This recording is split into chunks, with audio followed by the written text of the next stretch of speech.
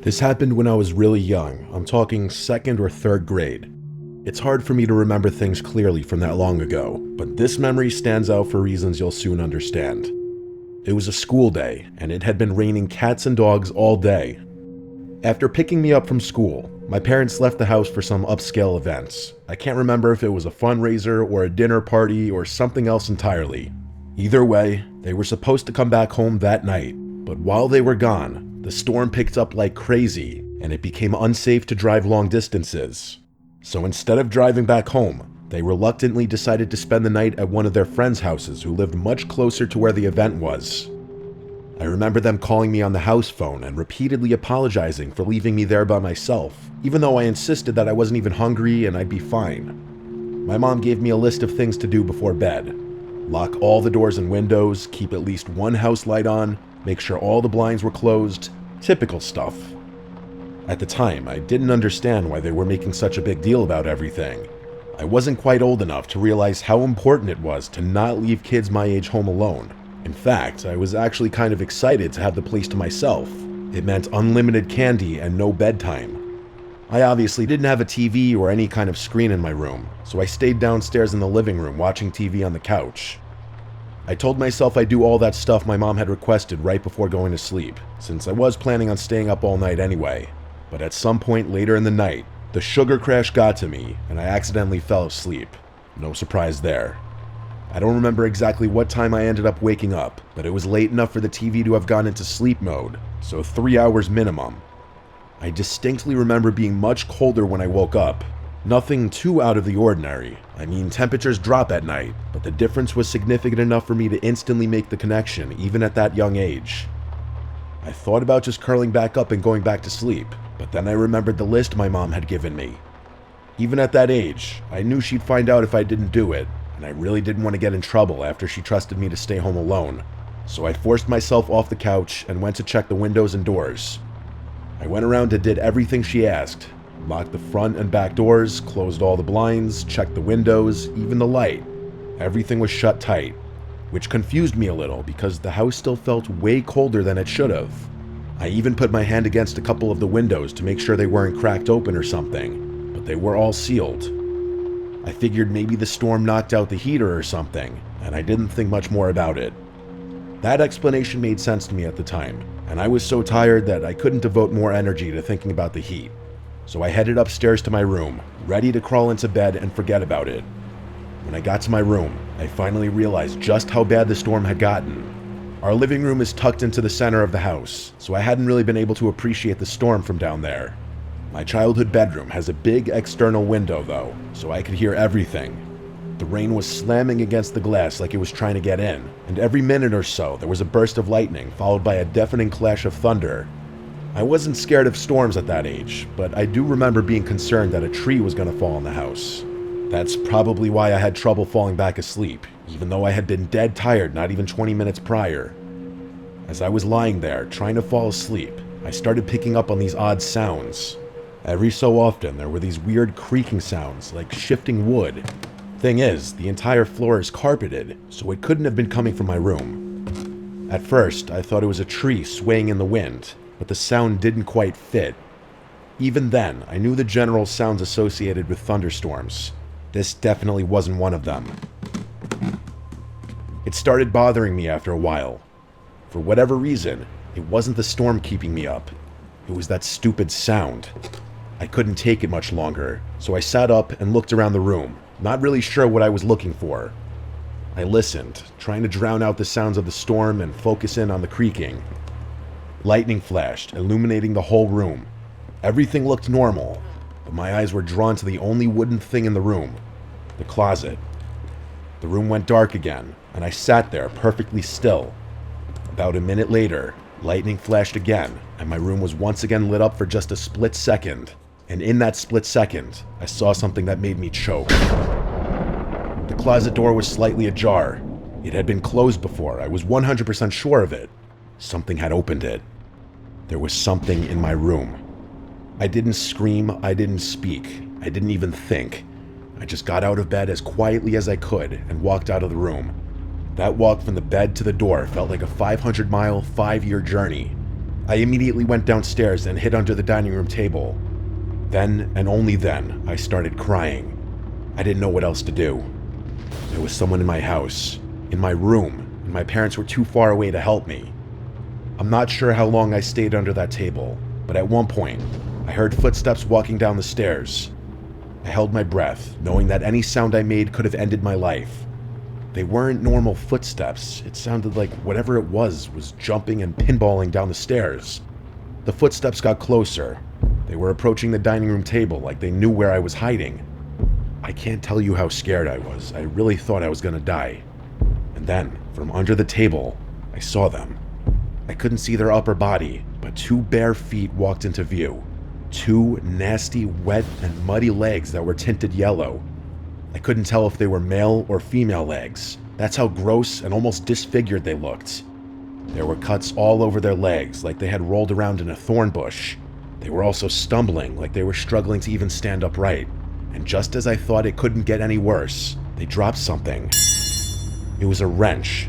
It clattered against the floor, and I'm telling you, it took every fiber in my being to fight back a scream. If that person bent down to pick the wrench up, they'd definitely see me.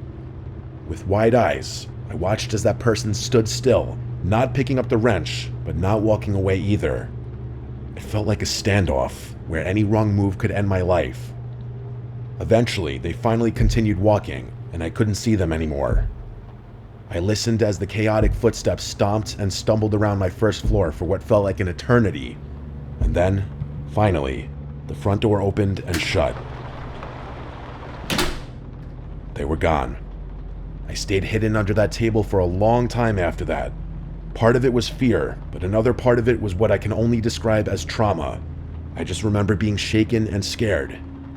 I was at the ripe age where I understood how dangerous the situation was, but not old enough to know how to deal with it. The rest of the night was kind of a blur. I picked the wrench up off the floor, not wanting my parents to find it the next morning. After making sure the front door was locked, I slunked back upstairs, crawled into bed, and fell asleep. Everything went back to normal after that. For whatever reason, I was terrified to tell my parents. I didn't want them to find out I hadn't locked the doors and done everything they had asked me to do, so I just kept the whole thing to myself. It wasn't until several years later that I told them the story, and it actually took some convincing for them to believe me. Looking back, not telling them the moment it happened was an awful decision since there was nothing that could have been done about it so far removed from the incident. If I'm being frank, this experience traumatized me for basically the rest of my childhood. I slept with a nightlight from then on, and I developed a fear of the dark that didn't go away for a long time. I still have trouble explaining what happened that night, but I learned my lesson. Lock your doors at night.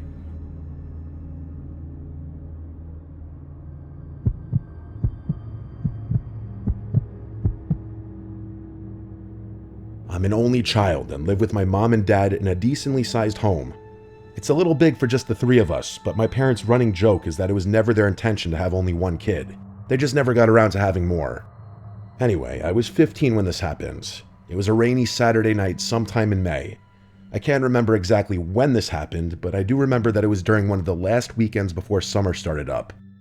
There's one last thing I have to mention. I have a lot of weird medical conditions that make my life difficult. I get frequent panic attacks, faint easily, and struggle breathing at times.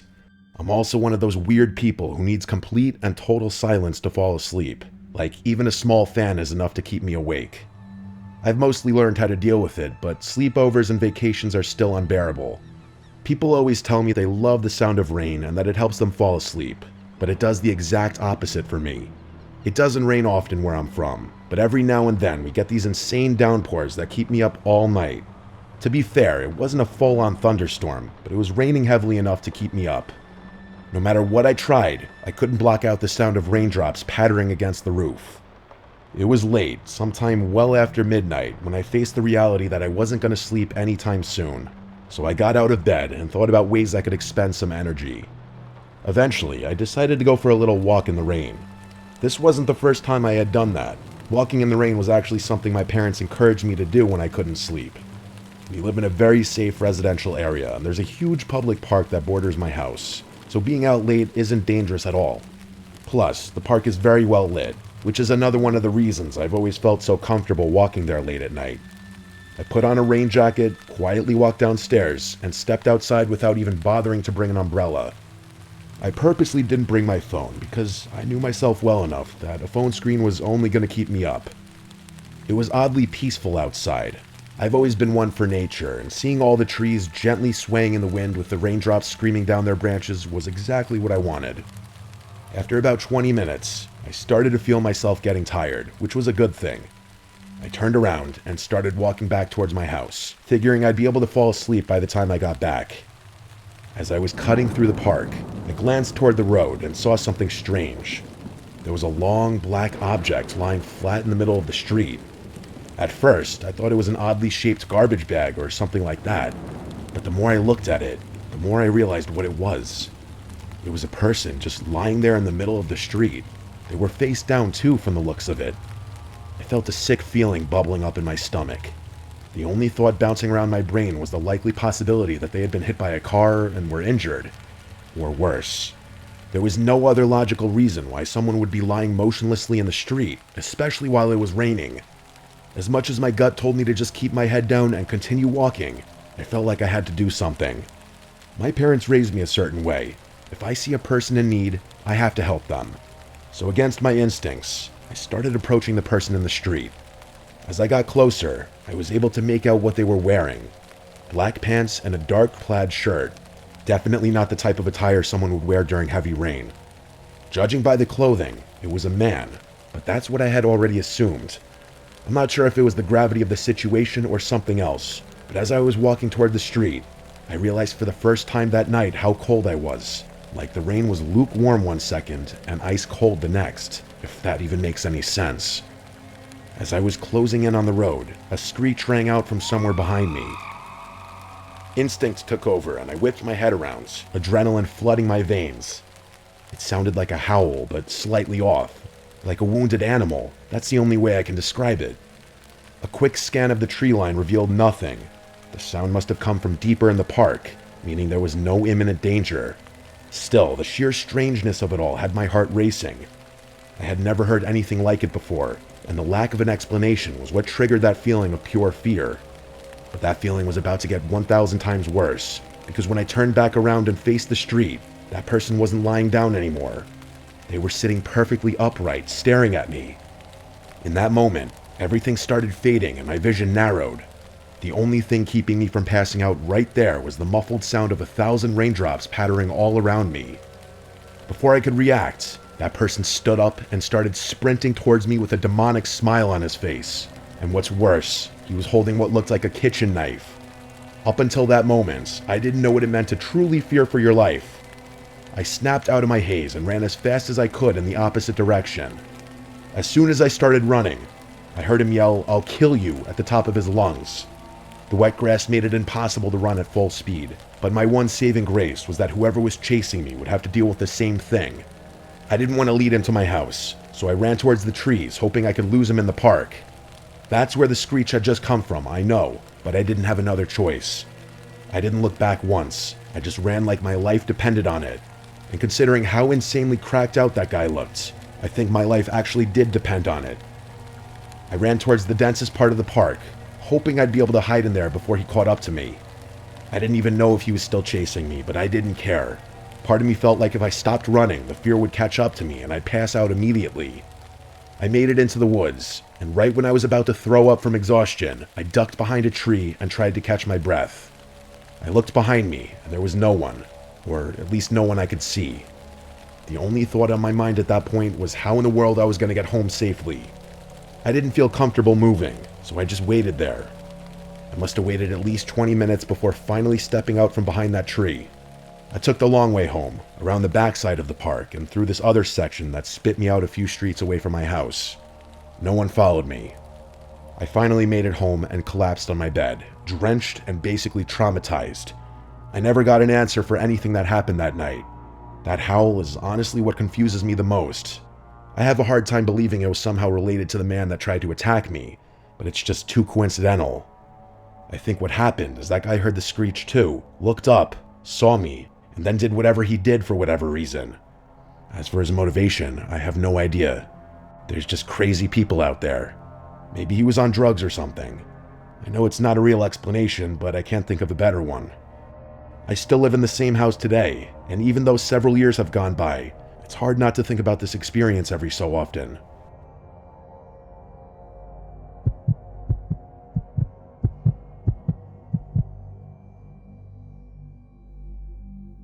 I'm 29 years old, and one of the only things that's ever really helped me clear my head is camping. Not campgrounds or national parks where there's other people around. I'm talking true middle-of-nowhere camping. I grew up in Northern California, and I've spent the better part of my adult life learning to find those remote little pockets where you can still feel like the only person left on Earth. This story took place a few months ago. I had just broken up with my ex, and let's just say I was going through it. I needed to be alone. So one day, I just packed up my truck and headed out. I didn't have a specific plan. I just threw some gear together and decided to go back to a quiet riverside spot I'd stumbled across once before. It wasn't an official campsite or anything, just a little bend in the river you could reach if you followed this barely there dirt road past a whole lot of nothing. I got there sometime in the late afternoon, but the second I turned down the dirt path that led to the river, my stomach sank a little. There were already 2 trucks parked near the trailhead, one gray and one white. I couldn't see anyone around, but just knowing other people were out there kind of killed the vibe for me.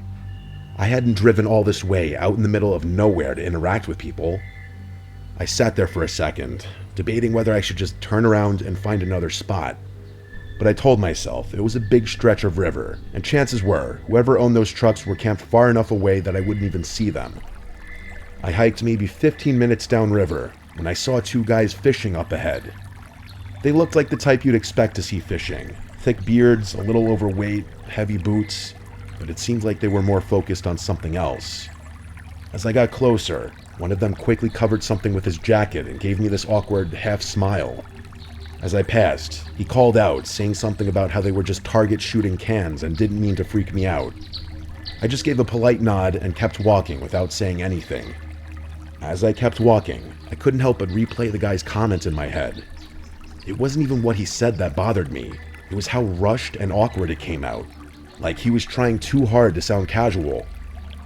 I got that uneasy feeling you get when something doesn't quite add up, but I pushed it down. People out there weren't exactly known for their social skills. It wasn't that weird for rural folks to be a little off when it came to talking to strangers. I told myself to let it go and focus on finding a good spot to set up camp. I found a spot a little further down the bend where the trees were thicker and the trail dipped out of sight. It wasn't perfect, but it was tucked away enough that I felt like I had my own space. I set up camp, pulled out a book, and tried to settle in. It started raining lightly not long after, so I threw on my rain jacket and kept at it, letting the sound of the river and the soft drizzle drown everything else out. Later, I wandered down to the rocks by the river's edge to reflect a little bit. That's when I noticed someone across the water.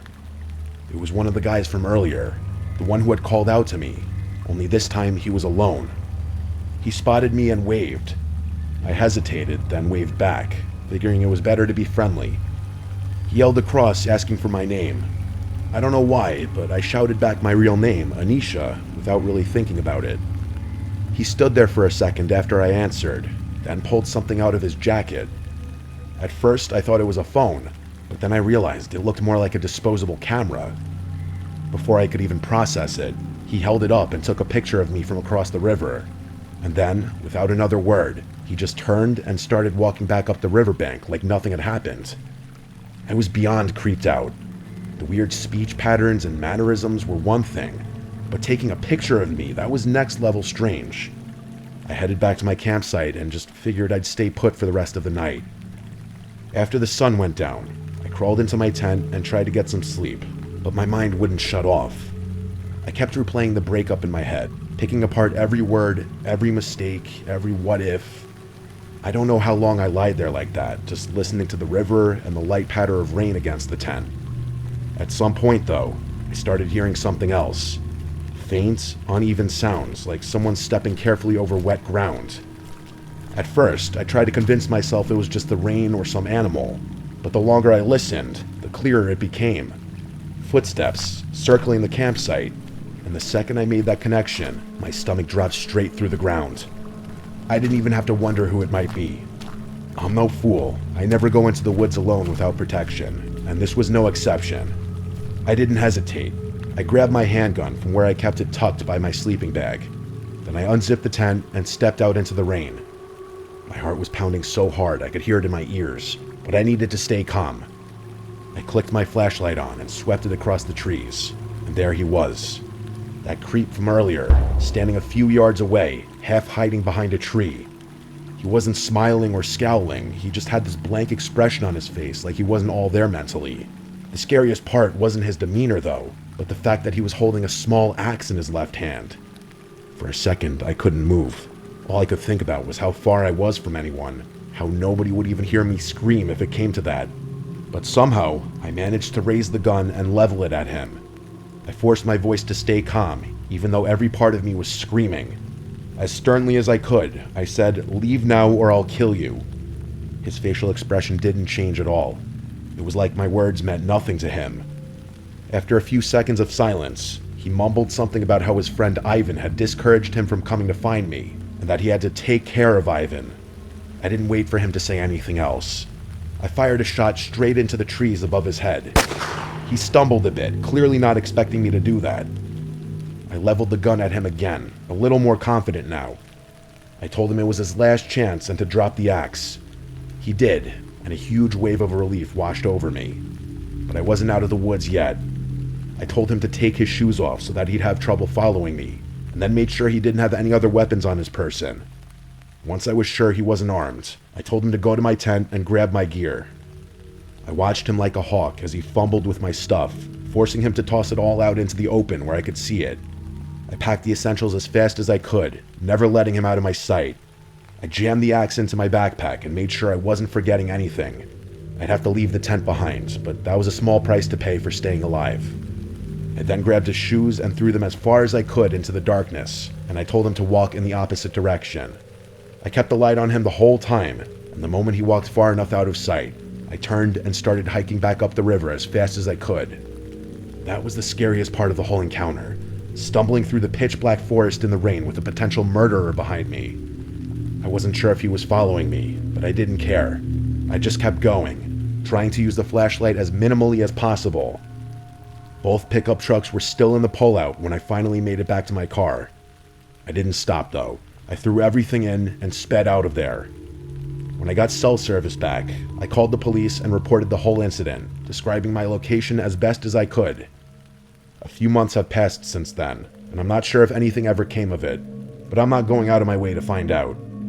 What still scares me most about the whole thing is that comment he made about his friend Ivan, that he quote-unquote took care of him. I really don't want to think about what that means, but there's only so many explanations. I'm just glad I was armed.